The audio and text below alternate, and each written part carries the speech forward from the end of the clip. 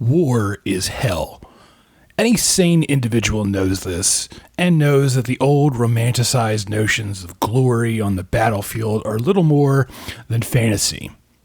But that hasn't stopped Hollywood from returning again and again to depicting big, loud, action-packed battles on the screen.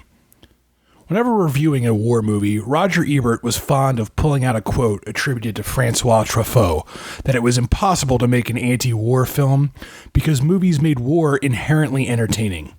The real quote, as close as I can tell from my own research, comes from a 1973 interview Truffaut gave with Ebert's colleague Gene Siskel, in which the legendary French filmmaker said, "I find that violence is very ambiguous in movies. For example, some films claim to be anti-war, but I don't think I've really seen an anti-war film. Every film about war ends up being pro-war." Steven Spielberg is no stranger to war movies.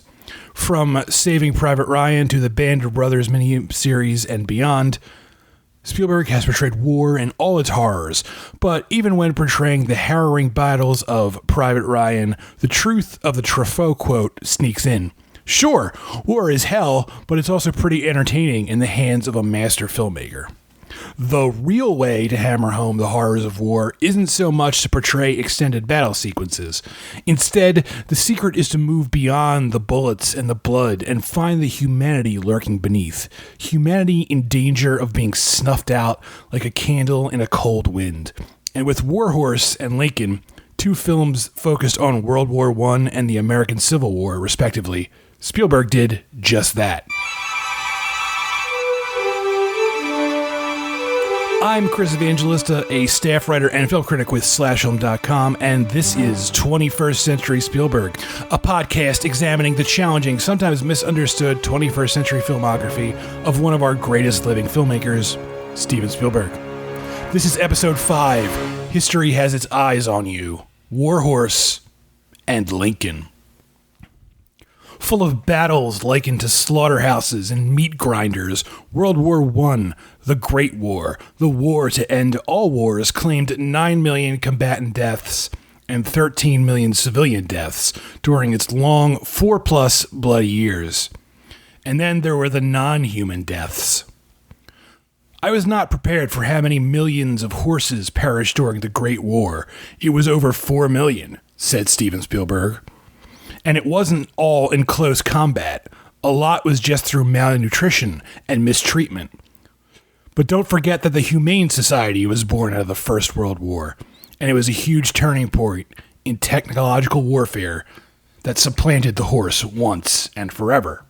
Other statistics state 8 million horses and countless mules and donkeys died during the war, as the beasts of burden were used to transport ammunition and supplies to the front, dying from battles, weather, and other horrific conditions.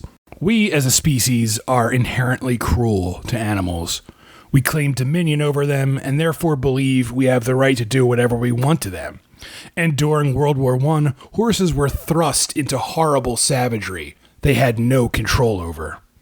Men make war, animals suffer because of it. When the war began in 1914, there were 25,000 horses in the British Army. The War Office increased that number to 500,000. By war's end, the older horses who had served their human masters were killed, while younger horses were sold for meat. After speaking with a World War I veteran, novelist Michael Morpurgo struck upon the idea of telling a story about the horrors of the Great War through the point of view of a horse. A horse named Joey. "Joey gave me a voice that was beyond patriotism," Morpurgo said. "He was a gentle, compassionate voice that spoke on behalf of all conscripts everywhere." The novel, War Horse, was published in 1982 and would eventually go on to be adapted for the stage in 2007. By 2009, the play had attracted the attention of Steven Spielberg after a longtime producing partner, Kathleen Kennedy, mentioned the West End adaptation. Spielberg had just finished motion capture work on The Adventures of Tintin and was now forced to wait a full year for the animation to be completed. Ever the workaholic, Spielberg was already looking for a new project to pass the time. And as fate would have it, no one had yet to snap up the movie rights to War Horse. The end result will be a film adaptation featuring 5,800 extras and 300 horses, shot during a relatively quick 63 days with a small, for Spielberg, $70 million budget. And what a lovely film it is. Shrugged off by some as being far too sentimental, sappy, or old-fashioned, Warhorse is Spielberg firing on all cylinders, crafting an unapologetically sincere, uncynical, kind-hearted movie. Despite the horrors of war and the shattering of their innocence our heroes encounter on their journey to be reunited, this film is not about who is right in war, Spielberg said. It's about the remarkable humanity that an animal is able to bring to these characters, be they English, German, or French. Warhorse is Spielberg's most episodic film. It's almost an anthology piece, a work of several smaller tales with a wraparound setup tying it all together. There aren't really any main human characters, not even Albert, played by Jeremy Irvine, the young English boy who raises Joey the horse and first realizes the animal's potential. Joey is our main character, a silent witness to multiple sides of the war, and our guide.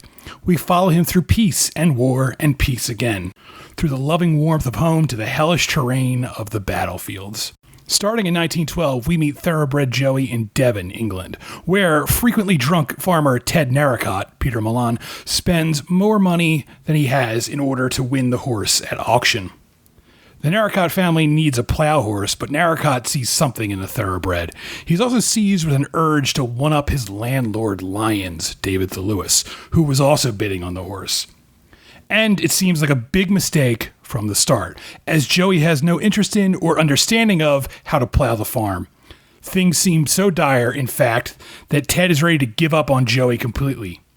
But Ted's kind-hearted son Albert steps in and personally teaches the horse how to plow, much to the amusement and then approval of the locals. These early scenes set the tone for Warhorse, with Albert frequently offering encouragement to Joey, while Albert's mother, Rose, Emily Watson, looks on approvingly, and Ted scowls. The Spielbergian poor father-son relationship theme returns yet again, but Ted is not a villain. He's just a broken, melancholy man, wounded both physically and mentally from his time in the Second Boer War. He is not a cruel man. He just doesn't know how to be kind either.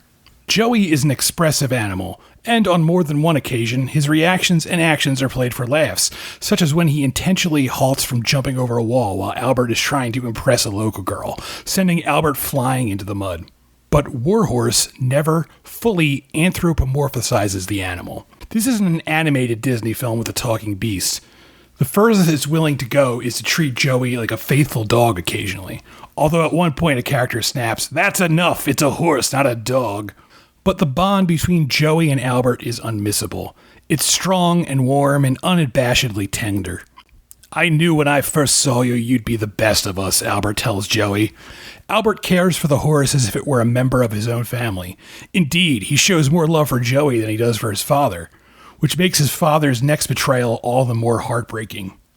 Even though Joey is able to plow the fields, poor weather destroys the crops, and with war looming and the family in dire need of money, Ted sells Joey off to the British Army.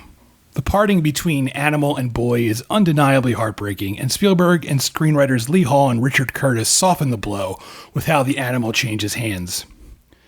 Albert arrives too late to stop the sale, but finds comfort in the horse's new owner, Captain James Nichols, Tom Hiddleston, who appears to be cut from the same unashamedly kind cloth as Albert. Nichols promises to take the best care of Joey, and even promises, if possible, to bring the horse back to Albert one day. This could simply be seen as a sweet but empty gesture. Our knee-jerk reaction is to assume Nichols is merely pouring honey in Albert's ear to ease his pain, and that he doesn't have any intention of being such a humane individual. But Nichols isn't just telling Albert a tale. He really means what he says. Later, we see Nichols painstakingly drawing a picture of Joey with the intention of mailing it along with a letter back to Albert. Nichols is the first of several soldiers who defy expectations. All through Warhorse, Spielberg is searching for a spark of humanity. The bones of the story, it's a love story, Spielberg said. It's a bonding story where Joey basically circumvents the emotional globe of the Great War, and he gets very connected with the people who are caring for him. More importantly, Joey has a way of relating to people from both sides of the war.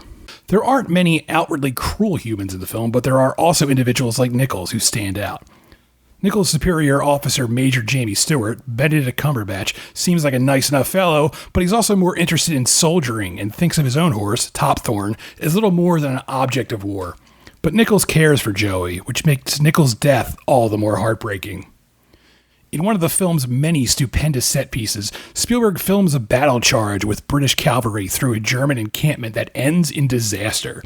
The Germans are able to retreat to a cache of strategically placed machine guns and open fire. Rather than showing Nichols and the other men brutally obliterated with a hail of bullets, Spielberg cuts from a shot of the British men on horses to behind the German line, with the guns firing and the now riderless horses galloping on by. We never see Nichols fall, but his fate is unmistakable. And with Nichols dead, Joey moves on again. He's herded into the German army along with Topthorne, who becomes his sidekick. The two horses end up being whisked away by two very young German soldiers trying to avoid battle. Like Nichols, these characters are also oddly humane individuals in an inhumane situation, and their desertion leads to their execution in yet another brilliant set piece. The boys stand beneath a windmill with ripped sails, and just as they're about to be gunned down by firing squad, one of the slowly spinning blades blocks our view. Like with Nichols' death, Spielberg is showing us the horrors and mortality of war without actually showing us anything. But it's not a cop-out. Indeed, the death feels all the more heart-wrenching when portrayed in such abstract ways. From here, Joey finds himself on a French farm with Topthorne, raised by a kindly farmer and his granddaughter. It's a brief moment of peace and tranquility, but it doesn't last. And before long, Joey and Topthorne are pulling heavy artillery up muddy fields while men and horses die in agony all around them. It leads to one of the most heartbreaking moments in a film filled with them. Topthorne succumbing to the conditions, dying as a German private, another one of those uncommonly kind people, tries fruitlessly to help. The film hasn't shied away from the darkness and horrors of war so far, but these sequences take things even further, bombarding the viewer with scenes in murky, sinking mud and blasted wastelands, where the sky hanging overhead is the color of a corpse, and then Spielberg moves into the trenches. Trenches are most often associated with World War I, and they were, without question, hellish locations. Pits in the earth full of muck and mire, rodents and vermin. The constant exposure to cold, wet weather led to trench foot and trench mouth, and then there was shell shock, something that had never been diagnosed in war before. Today we'd call it PTSD, but back in World War I, there was a mystery about it, a sense that just being near the force of shell fire had somehow dislodged a man's very sanity. Things would grow so dire in the trenches that men would literally drown buried beneath decaying flesh and mud. But as he's done through most of the film, Spielberg doesn't zero in on one particular horror. He just gives us a general idea of what's there, and it's effective in its subtlety. Then, in true anthology movie fashion, the narrative comes right back around to where it started. In the years since he parted ways with Joey, Albert has joined up with the army and is now deep in the trenches as the muddy, bloody, barbed-wired no-man's land looms large and deadly. Albert ends up partially blinded by a gas attack, and not too far away from where this happens, an injury befalls Joey, too. Fleeing from the Germans, he ends up caught in barbed wire, giving way to a scene of pure poetry. Calling a momentary truce, a British and German soldier both head out into no man's land to help the wounded animal. Such a truce isn't a work of fantasy. In 1914, the war saw the so-called Christmas truce, wherein German and British soldiers left the trenches to exchange food, holiday greetings, prisoners, and even, in some cases, play football. Freed but wounded, Joey's fate seems in doubt. The British soldier who helped free him begs an army doctor to treat the horse's wounds, but the doctor is aghast. He scoffs at the idea. He has human soldiers to treat, and it would be best for the animal to just be put down. But, wouldn't you know it, Albert is in the area as well, recovering from the gas attack, and fate once again brings them together, reuniting horse and man. It's tender, it's sweet, and sure, it's manipulative. John Williams' swelling, heart-stirring score is meticulously designed to make you sob. But movies are a manipulative art form, and if we cannot allow ourselves to be manipulated to feel warmth and goodness from time to time, what the hell are we even doing here? I don't consider War Horse to be a movie about war, Spielberg said. The war is a backdrop. It provides the necessary drama to pull these characters apart and eventually reunite them. This is a human narrative. It's about the connectivity that an animal can bring to human characters. It's really much more of a story about the hope that actually can exist in extremely dark circumstances, because hope is always in Joey's face. The war ends, and Albert and Joey are eventually reunited for good. Spielberg stages one last moment of heart-panging manipulation by making it look as if Albert is going to lose Joey in an auction, only to end up with the horse in the end. And man and horse return home to the farm, with Spielberg and cinematographer Janusz Kaminski pulling back the camera so that the sky is large and full of brilliant, burning colors.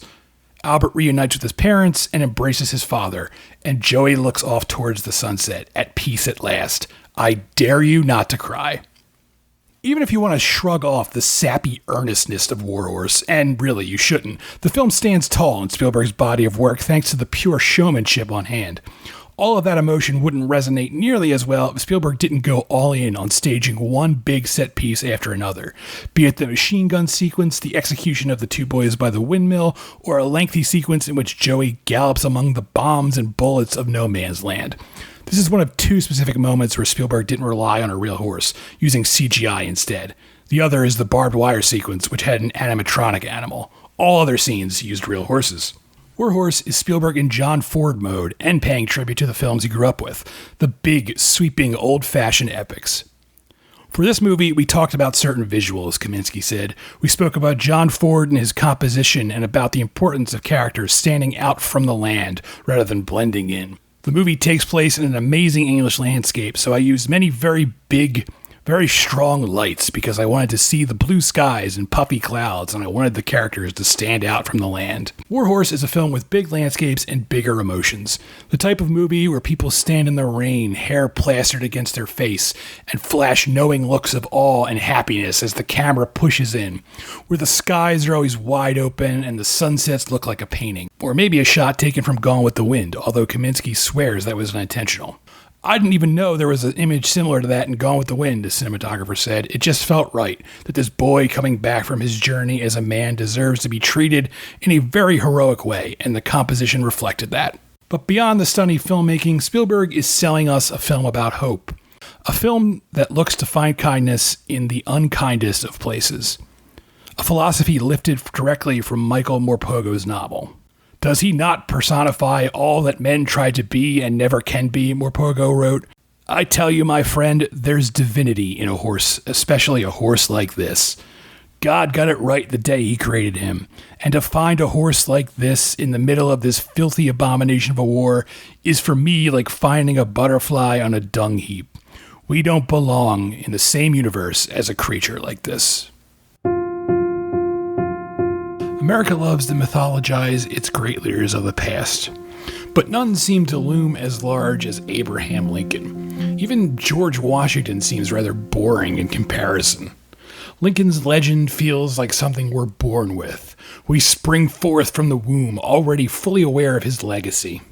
Lincoln the bumpkin, the lawyer, the brawler, the president, the martyr, the boy who grew up in a log cabin teaching himself to read, who grew into a man with immense physical strength and a mind plagued with crushing depression, the man who oversaw the country brutally splitting apart and then violently pieced it back together, and died for all his troubles.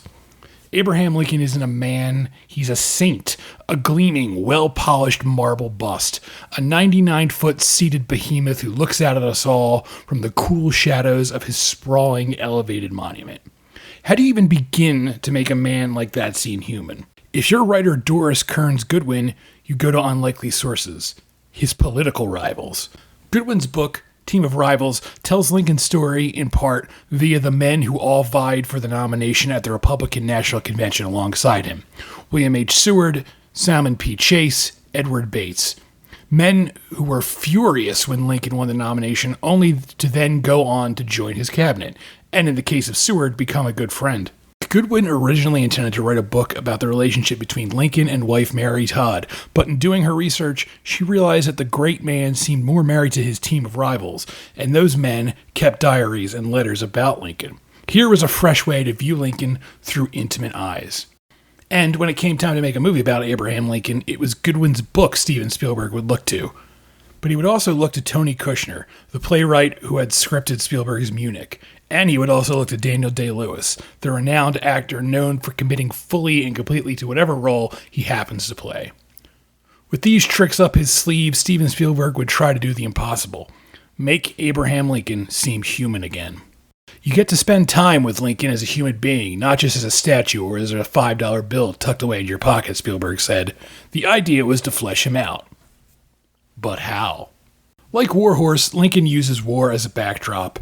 As the film opens, it's 1865, and the Civil War has raged for 4 years. The deadliest war in American history, it would claim 620,000 to 750,000 soldiers, along with an undetermined number of civilians. And overseeing it all was Abraham Lincoln. But before Spielberg introduces us to the 16th President of the United States, he takes us into battle, to the Battle of Jenkins Ferry, where black Union soldiers clash violently with Confederates. This is not a well-staged, well-choreographed battle scene. It's chaos and brutality as the battling men hack and slash at each other, struggling, punching, kicking. Confederates are drowned in watery sludge. Remember, war is hell, and so much of the Lincoln presidency was writ in bloodshed. The black Union soldiers triumph, and in sheets of rain, they talk with a figure bathed in shadow, his back to us. One of the black soldiers is in awe of the man to whom they speak, while another does not hesitate to voice his displeasure at how black soldiers are treated as inferiors to their white counterparts. The man they're talking to, of course, is Abraham Lincoln, played by Daniel Day-Lewis, and he's kind and accommodating, but also non-committal to the black soldiers' complaint. Here, Spielberg and Kushner are immediately setting the stage, showing us that the man who is credited with freeing the slaves has a complicated legacy from the start. To start a movie about Abraham Lincoln in 1865, the same year the president would die, seems altogether strange. You might expect the film to immediately follow this opening with a standard biopic convention, a flashback to the past that eventually brings us back to this moment. But that's not what happens here, because Lincoln isn't really a biopic. Spielberg had been toying with the idea of a movie about Abraham Lincoln for over 10 years. His original goal was a cradle-to-the-grave narrative, and he wanted Liam Neeson to play Lincoln. Neeson spent years researching the part. Spielberg and DreamWorks had scored the rights to Team of Rivals by 2001, and John Logan set out to pen the script. Eventually, Logan was replaced with Paul Webb, and Webb's script focused on Lincoln's entire presidency. But Spielberg remained unsatisfied with what he was reading, and turned to his Munich writer Tony Kushner to take over. Kushner first turned out an unwieldy 500-page draft that covered 4 months in Lincoln's life, and subsequent rewrites reduced the page count significantly, and now stretched from January through April 1865. And it was on the heels of this sudden change, whittling the narrative down from Lincoln's life story to rather the last few months of Lincoln's life, that the project lost Neeson. There are varying accounts of why Neeson dropped out. One claim is the actor thought he was too old to play Honest Abe, but another report indicates Neeson was unhappy with the smaller-scale story. He had signed on for an epic biopic, not a film about Lincoln's final days. What happened after is also up for interpretation. Spielberg has said in some interviews that his first choice for Lincoln, before Neeson, was Daniel Day-Lewis, while another account of the story claims that it was Neeson who suggested Day-Lewis for the role as he departed. In any case, Daniel Day-Lewis said no. He reportedly thought the idea was preposterous, although he did sit and talk with Spielberg about the picture. But Spielberg had an ace up his sleeve, Leonardo DiCaprio. DiCaprio had worked with Day-Lewis in Gangs of New York, and Spielberg had directed DiCaprio in Catch Me If You Can. And as the story goes, DiCaprio encouraged Day-Lewis to change his mind. And while the exact details of what one actor said to the other remain in secret, it did the trick. Day-Lewis agreed to read Kushner's script. All in all, it took Day-Lewis 6 years before finally saying yes. Let's be honest, it's strange to watch Lincoln here in the year 2020. To watch a movie about a Republican president fighting to do what's right. Something that seems kind of alien these days. The Republican Party of Lincoln's era bears zero resemblance to the Republican Party today. And to watch Abraham Lincoln thunder lines like, "I am the President of the United States, clothed in immense power," and then suddenly think about the current President of the United States is liable to give one whiplash. But Lincoln isn't idealistic about politics either. It knows deep down politics is just a game played in back rooms. Lincoln is a movie about Abraham Lincoln and about the Civil War and the 13th Amendment, but it's also about the wheeling and dealing that goes on when the doors of power are closed. It's a film set in gloomy, smoky rooms where oil lamps burn dim and everyone seems perpetually cold, draped in shawls and blankets. As Lincoln begins, the Civil War appears to be winding down. The South is exhausted, says Secretary of State William H. Seward, played by David Strathairn. But Abraham Lincoln isn't ready to celebrate just yet. He assumes his 1863 Emancipation Proclamation will be thrown out if the war is over. And, worse than that, he realizes that the 13th Amendment, which is being violently argued about in Congress, will be useless. And herein lies the problem.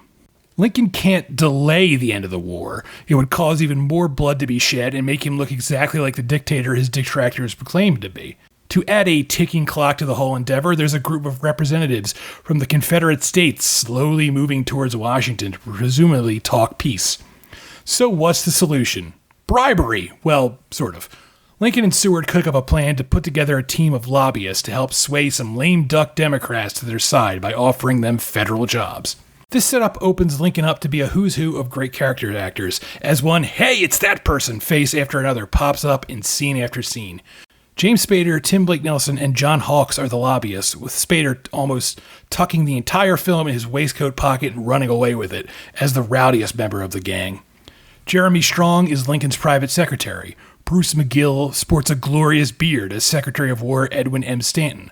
Walton Goggins is a lame duck Dem hesitant to vote for the amendment, as is Michael Stuhlbarg. Hal Holbrook is Francis Preston Blair, co-founder of the Republican Party, who really wants Lincoln to focus on negotiating with the Confederates. David Constable is the perpetually nervous Republican Congressman James Ashley, trying to defend the amendment in the House. A fiery Lee Pace is Democratic Congressman Fernando Wood, who rails against the amendment with rage. Jared Harris plays Ulysses S. Grant. Even a pre-fame Adam Driver pops up as a telegraph operator. Then there are the members of Lincoln's household, like his perpetually distressed wife, Mary, played by Sally Field. Mary Lincoln is one of the more tragic first ladies in history, known for being possibly bipolar. No such diagnosis existed at the time, so this is all secondhand assumption on the part of future historians. Field does a magnificent job portraying Mary as someone prone to fits of worry while never going over the top. She's never shrill or even unreasonable. She seems vexed, but we can understand why.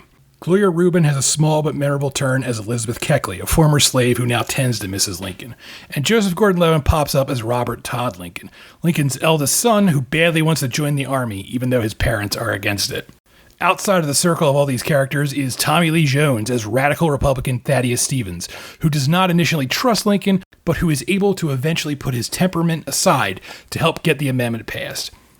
Jones is magnificently ornery here, sporting a mop of a wig and grumbling and growling through scenes. His character starts off seeming like an antagonist, only to go on to become charming and even lovable in his own abrasive way. But of course, the real star of Lincoln is Lincoln himself, Daniel Day-Lewis. Day-Lewis, who is currently retired, but hopefully not for good, has achieved an almost mythical status at this point due to his acting prowess.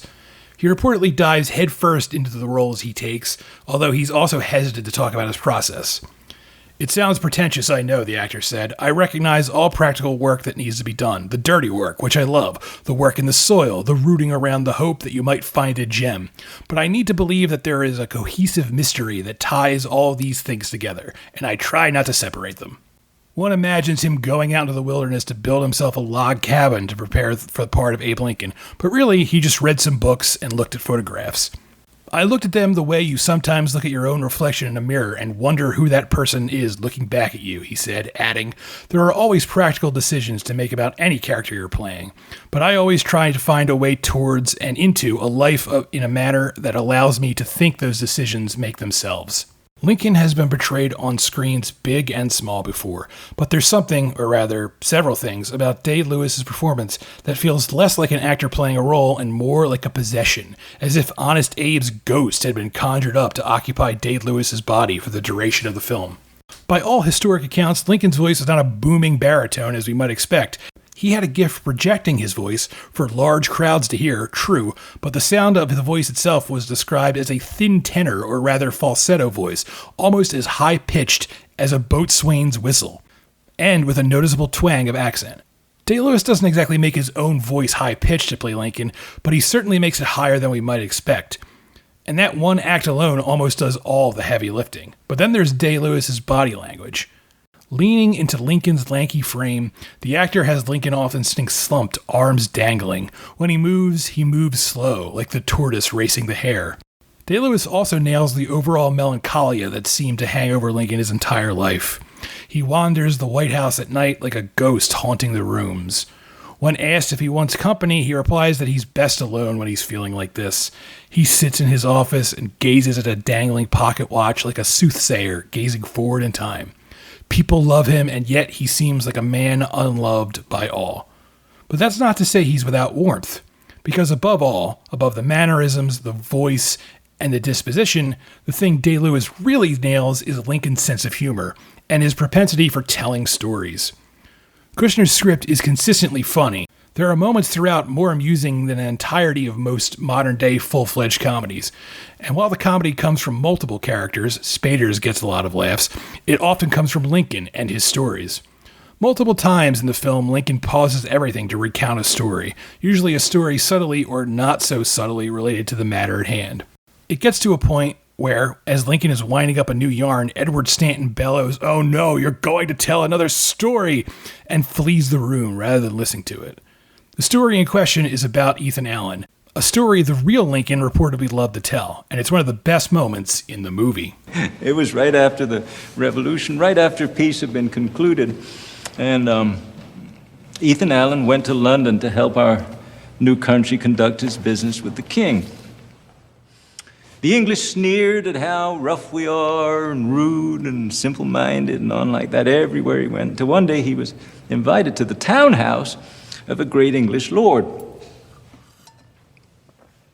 Dinner was served, beverages imbibed. Time passed, as happens, and Mr. Allen found he needed the privy. He was grateful to be directed thence. Relieved, you might say.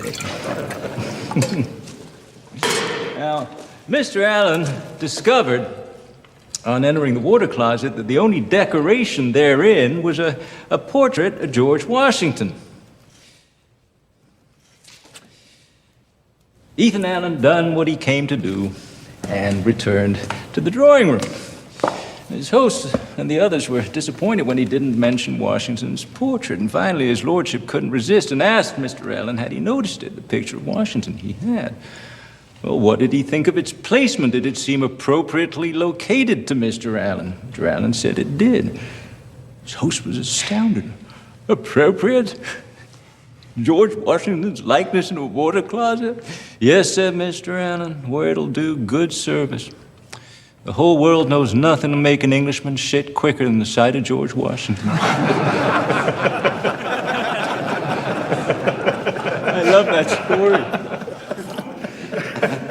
All this goes a long way to making Lincoln altogether endearing. He's not without his flaws. He argues with Mary on more than one occasion, and even threatens to clap her in a loony bin at one point. Later, he slaps his son across the face. But the flaws only enhance his character. It all comes together to create an individual we enjoy spending time with and mourn for when he's gone. As Day-Lewis put it himself, there has never been a human being that I never met that I loved as much as him, ever. I doubt there ever will be. Spoiler alert. The 13th Amendment passes. Of course, the film takes liberties, as all films do. It presents the vote as a big dramatic scene with characters shouting and counting out loud, while the real vote was done via paper ballots. But that's okay. This is history, but it's not history, if you catch my drift. But what a triumph the moment seems, underlined with Thaddeus Stevens calling it the greatest measure of the 19th century, passed by corruption, aided and embedded by the purest man in America. If all your secretive backroom dealings are meant to aid in such a measure, what is there to complain about? The sole complaint I'll levy against Lincoln as a film comes at the end, and I mean the very end. Having succeeded with the 13th Amendment and the ending of the war, Lincoln resolves to try to be happier, although his time grows short. Everyone watching the film knows that Lincoln will die, and die soon, cut down by an assassin's bullet. It's such a foregone conclusion that Spielberg doesn't even show the shooting, which is good. What's bad is that he keeps the film going after it happens. Which is a damn shame, because the movie has itself a fantastic conclusion before that. At the White House, Lincoln is reminded he's late for a date at Ford's Theater, and he has to leave immediately. "It's time for me to go," he tells his secretaries, "but I would rather stay." And then he quietly walks down a long, empty hallway bathed in shadow. It's a haunting, lovely image, and if Spielberg had simply cut to black here and let the credits roll, Lincoln would be a near-perfect film. Instead, he chooses to show Lincoln on his deathbed, and then goes even further by flashing back to Lincoln's second inaugural speech, complete with the heavy-handed imagery of Lincoln first appearing in a candle's flickering flame. You want to grab Spielberg by his lapels and shake him for making such a silly mistake. But as far as transgressions go, this is minor. Everything else packaged into Lincoln works so exceedingly well that we can more or less forgive Spielberg for his indulgence. The imagery from Janusz Kaminski is among some of the best work to arise from his collaboration with Spielberg. It's a film full of shadows and smoke with beams of light cutting through hazy glass. Everything looks appropriately dirty and lived in. And at the same time, Spielberg doesn't get flashy with the way he composes scenes. More often than not, he lets the camera rest, allowing Kushner's words and Day-Lewis's performance to do the rest. Seeing Daniel transform into the character was amazing, Kaminski said. The whole photographic and blocking style was shaped by that. When he is in the frame, you are captive to his performance. Spielberg added, many scenes play in one angle because I wanted the scenes to exist in seemingly real time. If I had gotten too fancy with too many reaction shots and too many cutaways, it would have drawn attention away from the very complicated political points that Lincoln was trying to make. I needed the audience to lean forward, to pay utter attention to what was being said by the characters. And then there's John Williams' score. If Williams' work in War Horse is over the top in its sentimentality, his Lincoln music is on the complete opposite end of the spectrum. It's softer, stiller, although at times playful. A film like Lincoln is musically a very delicate opportunity to accompany great words and great acting in just the right way, and support it without disturbing any of its rhythms or timings in its own musicality, the composer said. It would have been easy for Spielberg to deify Lincoln, turn him into the larger-than-life marble bust saint so many have come to know him as. And Spielberg was aware of that too. We fasten attention on those among us who manage to emerge from the fire or rise from the ashes with a vision of a healed and better world. Those who find not bitterness and tragedy, but hope. Those who can lead us forward, the director said. I suppose this can be called hero worship, and I know that in a democracy, such worship has its serious dangers. The people, after all, and not the people's heroes, keep democracy alive. But isn't there a difference between that kind of worship, ideolatry really, that comes from a desire to be saved, and the kind of admiration that comes from a need to learn, a need to assume rather than abdicate responsibility? Or, to put it more succinctly, if we regard Lincoln this way, are we worshiping him, or do we simply hope to learn from him? Lincoln makes it seem possible to believe in a world where politics, including playing the game of politics, can be put to not just good, but great use. Wouldn't it be nice to believe such things were possible again? That, to paraphrase Lincoln's first inaugural address, we're able to rise above our current turmoil and embrace the better angels of our nature. New episodes of 21st Century Spielberg are published twice a month. You can also read more about the topics covered here on /film.com. You can subscribe to 21st Century Spielberg on iTunes, Google Podcasts, Overcast, Spotify, and all the other popular podcast apps. Please rate and review this podcast on iTunes. Tell your friends and spread the word. It helps. I'm Chris Evangelista, and you can find me on Twitter at CEvangelista413 and on this podcast Twitter at Spielberg2K.